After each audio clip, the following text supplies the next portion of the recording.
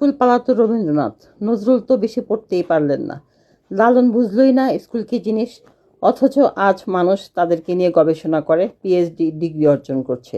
Andrew Carnegie তো ময়লা পোশাকের জন্য পার্কে ঢুকতে দেয়নি। 30 বছর পর উনি সেই পার্কটি কিনে ফেলেন আর সাইনবোর্ড লাগিয়ে দেন, সবার জন্য উন্মুক্ত।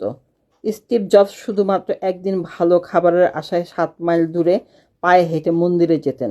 ভারতের সংবিধান প্রণেতা আম্বেদকর নিয়ে নিম্নবর্ণের হিন্দু ছিলেন বলে স্কুলের বারান্দায় বসে বসে ক্লাস করতেন।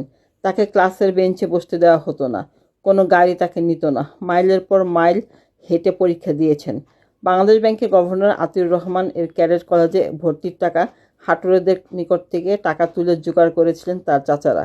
গরু না থাকায় তিনি নিজের জমিতে লাঙল টেনেছেন একসময়। সুন্দর চেহারার কথা ভাবছেন? শেখ সাদির চেহারা যথেষ্ট কদাকার ছিল। লতা মঙ্গেশকরের চেহারা মোটে সুশ্রী নয়। তৈমুর লঙ্কুরা ছিলেন, নেপোলিয়ন বেটে ছিলেন। শচীন টেন্ডুলকারের উচ্চতা তো জানাই আছে। আব্রাহাম লিঙ্কনের মুখ ও হাত যথেষ্ট বড় ছিল। স্মৃতিশক্তির কথা ভাবছেন? আইনস্টাইন নিজের বাড়ির ঠিকানা ও ফোন নম্বর মনে রাখতে পারতেন না। কিছুই আপনার উন্নতির পেছনে বাধা হতে পারে না। যদি কোনো কিছু বাধা হয়ে দাঁড়ায়, তবে তা আপনার ভিতরের